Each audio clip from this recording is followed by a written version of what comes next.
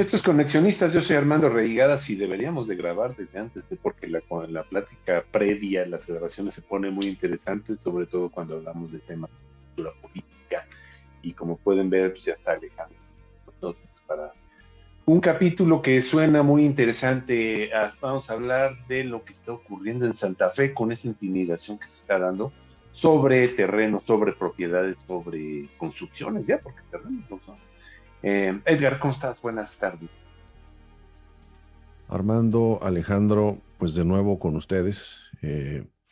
Alejandro, para que nos puedas ayudar a entender, además de este fenómeno jurídico, ¿no? El otro aspecto también político de esto que está pasando en Santa Fe, que al parecer está haciendo mucho ruido a algunos, está poniendo inquietos a otros más, pero la idea es salirnos de esa coyuntura para entender qué lecturas, Alejandro, hay que poner en la mesa para entender, pues no solamente por qué pasa, sino hasta dónde puede llegar. Bienvenido, Alejandro. Cuéntanos qué es lo que estás observando. Armando, Edgar, muy buenas tardes a los amigos del auditorio. A ver, pues Armando utilizó, creo que adecuadamente, la palabra intimidación, y creo que nunca como hoy, bueno, hace un rato, quizá no nunca, pero un poco exagerado, lo jurídico es político. Está tomando, la política se ha judicializado justo en el momento en el que tenemos una crisis de respeto al Estado de Derecho por varios lados, y la podríamos analizar por un montón de lados.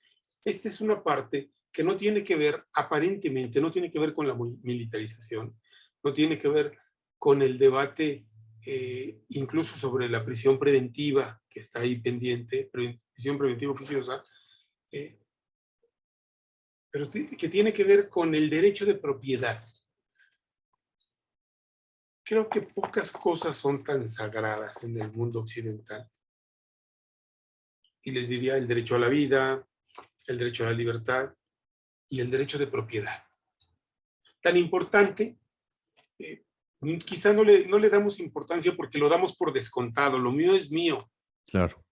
¿Sí? Y sobre eso normalmente no hay debates. No es tan importante como el derecho a la libre expresión, ¿eh? Más que se discute menos sobre él porque es menos controvertido. Aquí con lo que nos amanecimos hace unas semanas es con que se hizo público por la vía penal. Lo penal es lo que tiene que ver con sanciones de cárcel, con sentencias que acaban en cárcel. Eso es penal. Y eso lo ven las fiscalías, lo ve el Ministerio Público, lo ve lo que nosotros, cuando éramos jóvenes, ya hace bastantes años, llamábamos la policía judicial. ¿Sí? Lo penal pone nervioso a todo el mundo. ¿Por qué? Porque la cárcel espanta a todo el mundo. Y de la misma manera, perder tu propiedad es algo que preocupa a cualquiera. Sobre todo cuando tú altera a quien sea, lo altera y lo aterra, ¿no? Uh-huh. Por lo que comentábamos, es un derecho que normalmente no está sujeto a discusiones. Es decir, está relativamente claro qué es mío y qué no es mío. Incluso qué es mío y qué es público. Uh-huh. ¿Qué es un bien público, qué es un bien privado? Bueno, pues aquí resulta que hay una disputa por terrenos, que ya no son terrenos, son edificios, lo decían ustedes, en Santa Fe. Y bueno, una parte del gobierno alega que son terrenos federales a partir de un documento pues, que viene del Porfiriato. 1907. 1907, un decreto de el entonces presidente Porfirio Díaz, que es controvertido, simplemente por la fecha es controvertido, porque igual hay posteriores documentos, hay otro decreto por ahí de Venustiano Carranza, presidente, que dice lo contrario a lo que dice el de Porfirio Díaz, ¿no? Entonces, bueno, resulta que una instancia de gobierno, a través de ese documento de 1907, anterior a la Constitución, eso no necesariamente le quita validez, pero hay otras cosas que sí se le pueden quitar. Pretende recuperar, dicen ellos, hacerse de, dicen otros, terrenos que hoy son edificios, que hoy son departamentos, pues en una de las zonas de más alta plusvalía de la ciudad, Santa Fe, no es cualquier cosa, ¿no? A ver, esto ataca el derecho de propiedad de muchas personas y va a poner en problemas a muchos. Yo aquí distinguiría dos cosas. A ver, primero, bueno, tres cosas. Una, la vía legal para disputar el derecho de propiedad de alguien, es decir, Edgar, esa casa en la que vives en realidad es mía y tú la ocupas indebidamente, ilegalmente, abusivamente o hasta por error, como sea. Si yo tengo un reclamo sobre una propiedad que está en poder tuyo, en posesión tuya, y a lo mejor tienes documentos de propiedad, lo tengo que hacer valer por la vía civil, no por la vía penal. Okay. A menos que me hayas despojado. El despojo es un delito, entonces sí es penal. Bueno, pues aquí había litigios, la vía civil es bastante lenta, pero bueno, así es. Había litigios. Parece que alguien vivo en el gobierno dijo, no, vamos a acelerarlo introduciéndolo a la vía penal. La vía penal es para otras cosas, es para perseguir delincuentes o presuntos delincuentes, es para combatir el delito. Para eso existe el derecho penal, para sancionar a quien viola leyes, a quien comete faltas graves, ¿sí? No para dirimir controversias entre particulares que dicen, dos particulares o tres que dicen tener derecho a la misma cosa. Bueno, un juez civil tiene que determinar qué particular es el propietario de. Bueno, ¿qué pasa cuando tú introduces la vía penal? Pues pones nerviosa a la contraparte, la asustas, la espantas. Por eso, el término que utiliza Armando al inicio de la plática me parece el adecuado. Esta es una acción intimidatoria. Porque además la colocan en una fiscalía encargada de investigar sobre terrorismo. Vamos, acciones que pues no tendrían que ver con la controversia de si este edificio es tuyo o no es tuyo, este terreno es tuyo o no es tuyo. Eso ni siquiera es penal, a menos que haya pruebas claras de un despojo. Pero para eso primero tendrías que civilmente demostrar que tienes derecho a la propiedad y luego denunciar penalmente por despojo a quien te la quitó. ¿Sí? Aquí se están yendo por la vía penal a exigirle a gente que devuelva departamentos que adquirió. A ver, esto va a tener problemas de muchos tipos. Tendrían que demandar al desarrollador de los departamentos y comprobar que se hizo de los terrenos donde luego construyó ilegalmente. Pero a él tendrían que demandarle. Están no demandando, sino incautando, lo cual ya es una figura, otra de estas controvertidas, tan controvertida o más que la prisión preventiva oficiosa. Están incautando propiedades y exigiéndole a los propietarios que demuestren con documentos el derecho que tienen sobre un departamento que compraron hace 10, 15 o 20 años, 5, 7, 9, los que sean. ¿Qué veo yo? A ver, normalmente, bueno, no normalmente, por ley, una operación de un inmueble se realiza ante un notario público. Un notario público es un funcionario, es un fedatario público. Tiene fe pública, está legalmente habilitado para verificar que una compraventa se realiza de manera correcta, que el que está vendiendo es dueño y tiene derecho a vender, que el que está comprando tiene derecho a comprar y está pagando con dinero legal y legítimo. ¿Sí? Eso hace un notario, pero además un notario verifica, para dar fe de que la operación es correcta y hacer una escritura pública, verifica ante una institución de gobierno que se llama Registro Público de la Propiedad y el Comercio, los antecedentes de ese predio que se va a vender. Claro. Aquí, Aquí me gustaría pasar a otro tema, a ver, en el sentido de que todo eso está ocurriendo alrededor de unos terrenos donde se está construyendo la nueva fiscalía. Es decir, está atrás un personaje muy oscuro, un personaje que ha dado mucho que hablar estos últimos años, que no es otro más que Gertz Manero, ¿no? ¿Qué está pasando ahí? ¿Por qué esos terrenos en particular? ¿Qué es lo que están buscando? ¿Quieren revenderlos? ¿Qué quieren hacer ahí? ¿Cuál es el objetivo de hacer esto? Armando, es que eso es lo que parecen, bueno, es una de las cosas que parece no tener mucho sentido. Que quieres ser propietario de terrenos, porque además no quieren pagar indemnizaciones. Ah, claro. O sea, si tú quieres esos predios, esos departamentos, te sirven, pues tienes una cosa que se llama Ley General de Expropiación y tienes una figura legal, es la expropiación. Justifica con una causa de utilidad pública que puedes expropiar e indemniza a los propietarios. Aquí parece que se quieren ir por una vía, por lo menos es lo que te es sospechar, ¿no?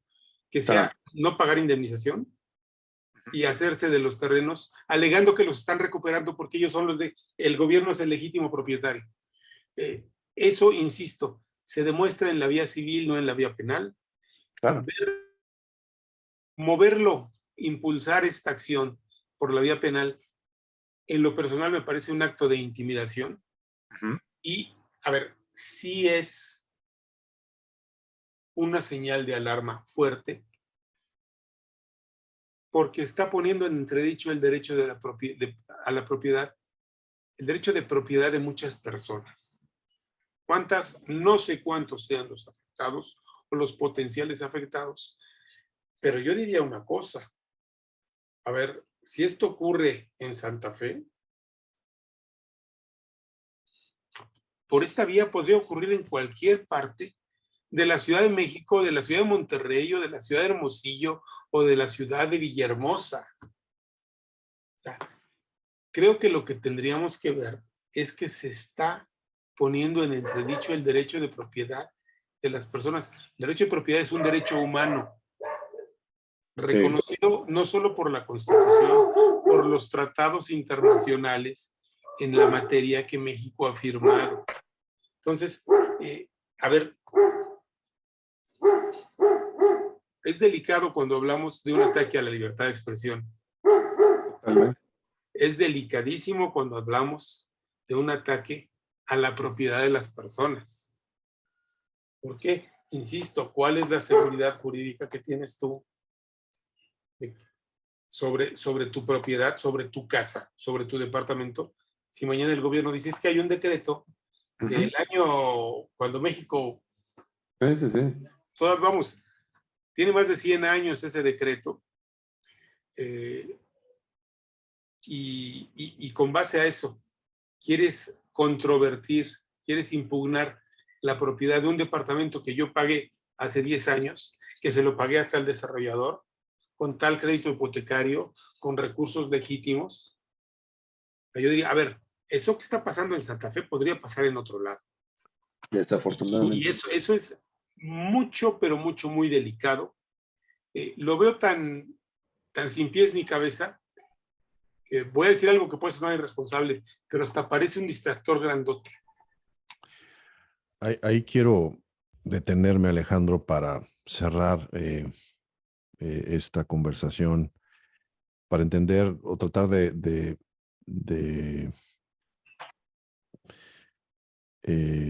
pues sí, entender y observar con más detalle este ángulo que comentaste al principio, en el momento que decías que estas acciones jurídicas finalmente no se pueden separar de la política, y menos en el gobierno que hoy tiene México.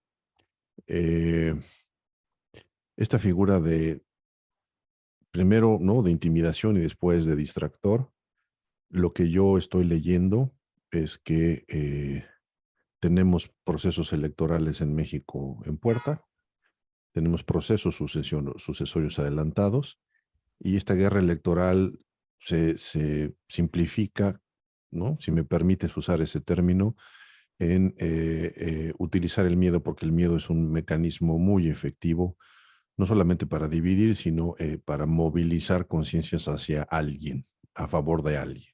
El más efectivo de todos, quizá. Ujú. Ahora, si esto se utiliza así, me preocupa este marco de la conversación que desde hace mucho tiempo se ha gestado en la narrativa de la oposición, sobre todo de esta oposición mucho más intransigente y de ultraderecha, ¿no?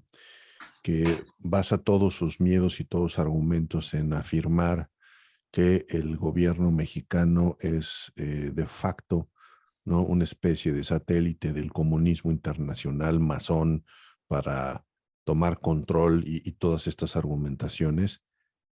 Siendo así, y por esto que tú subrayas, primero lo que veo es que esto es gasolina al fuego de toda esta narrativa que está ahí, ¿no? Y Sí, que los escucho ya diciendo, se los dije, ¿no?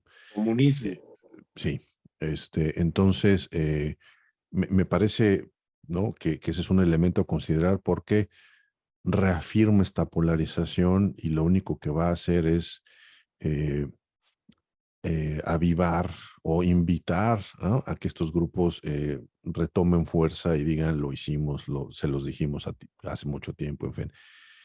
Ahora, esa es una parte, porque además el hecho de que sea Santa Fe, pues no es cualquiera, ¿no? Y ahora déjame pasarme a la otra parte, porque también mando un mensaje a esta base, ¿no?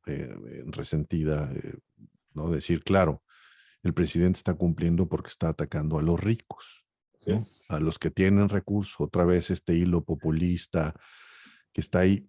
Y mientras esto se divide en política, ¿cómo entender, Alejandro, estas consecuencias? Porque utilizaste algo que me llamó, un concepto que me llama mucho la atención, una distracción que no es pequeña.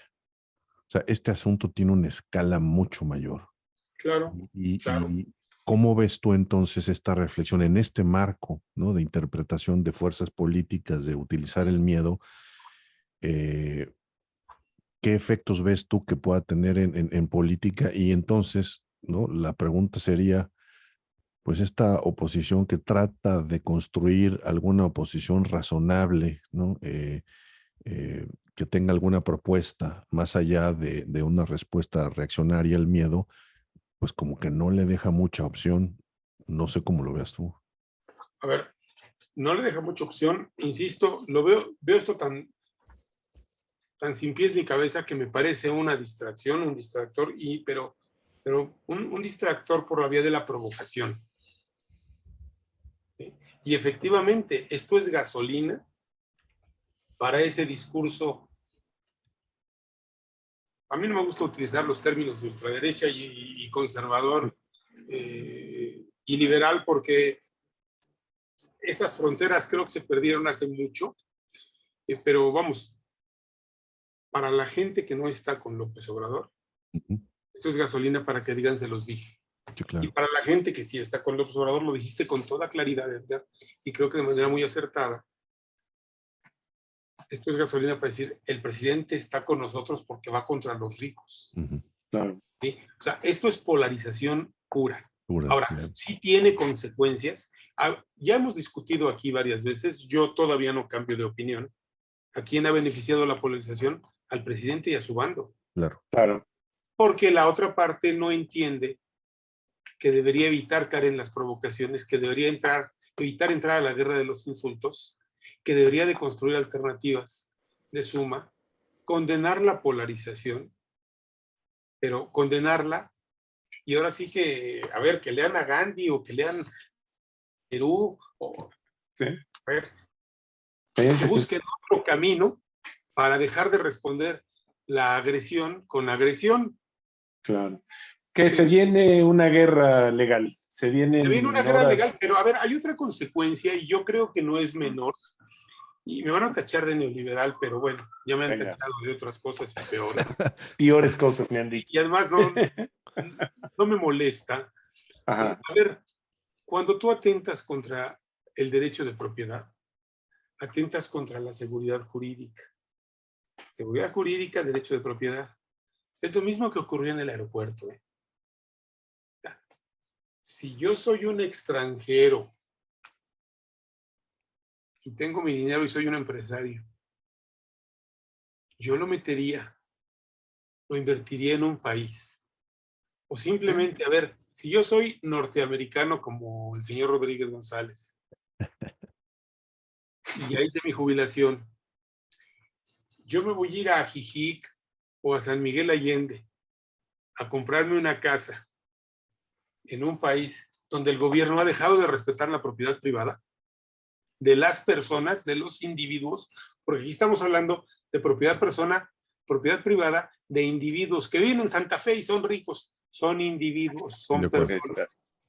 Entonces, a ver, esto es lo mismo que ocurrió con los grandes capitales cuando cancelaron el aeropuerto, lo mismo que ocurrió con Iberdrola y todas las empresas de energía, cuando les modificaron las reglas que ya estaban acordadas y firmadas en contratos y que hoy nos tienen en un panel de controversia del TLC, bueno, en unas consultas que van a acabar en panel de controversia, estás ahuyentando la inversión privada, estás dando señales, tu Estado mexicano, tu gobierno mexicano, perdón, dando señales de que no respetas la propiedad de las personas. Perdón, si yo soy un jubilado norteamericano, pues mejor me voy al estado de Florida a ver a los delfines de Miami. Por ejemplo. Por favor, no. Por favor. Sin duda alguna. ¿Para qué me voy a ir a Jijic? Claro. O sea, a lo mejor allá, o ¿para qué me voy a ir a La Paz? A ver, en México viven hasta hace 5 años, no tengo el dato de hoy, en México hasta hace 5 años había 2.5 millones de norteamericanos viviendo en México, expatriados. La mayoría legales y otros no legales, ¿eh? Y además trabajando en FM3 y todo. Aquí también hay un mercado de braceros norteamericanos. Ah, claro. Totalmente. A ver, es una enorme comunidad. Muchos son jubilados y que se vienen a vivir a México. A ver, porque aquí no hace frío. Primero. ¿Sí? Es más barato. Porque su jubilación les rinde mucho más y porque aquí hay playas preciosas y bueno. El acceso a los servicios de salud es mucho más barato. Sí, bueno, es otro exactamente, tema. A ver, exactamente, esa es otra cosa. Vamos, aquí les rinde más vivir como jubilados y viven en un buen clima. Y esto los va a un pequeño motor económico. También lo quieres afectar. Porque desarrollan comunidades, ¿eh? Desarrollan comunidades, claro. Y pues vamos a ver. Vamos a ver cómo evoluciona esto, porque sí está muy interesante y sobre todo, pues, qué va a ocurrir de aquí a los 2 momentos claves para la política, que es el 23, elecciones de Domex, y el 24, presidencial, ¿no? Vamos a ver. Y sobre todo, pues, cómo afecta el tema del baile de las corcholatas, que, pues, también por ahí podemos ver que podría haber cierto... posición tendrán que asumir exactamente. Estas cosas. Exactamente. Pues muchas gracias, Alejandro. Muchas gracias por tu participación. Armando, Edgar, muchísimas gracias. Siempre un privilegio. Edgar, muchas gracias. Gracias a ustedes. Ahora ya me queda más claro que sé menos al respecto. Entonces, Alejandro, rápidamente, tu Twitter, por favor. @envilafisher. Perfectísimo. Y nosotros somos Conexionistas MX en Facebook y en Twitter. En YouTube, nuestro canal es Conexionistas México, y no sé qué están esperando para suscribirse, para que nosotros podamos seguir haciendo todo este tipo de contenido. Y en Spotify nos encuentran como Conexionistas. Hay por ahí un grupo musical, bueno, pues no somos nosotros, es otra cosa. Pero bueno, la música de Conexionistas es de Alejandro Saborit y el diseño es de Sofía Reynoso. Muchas gracias, nosotros somos Conexionistas.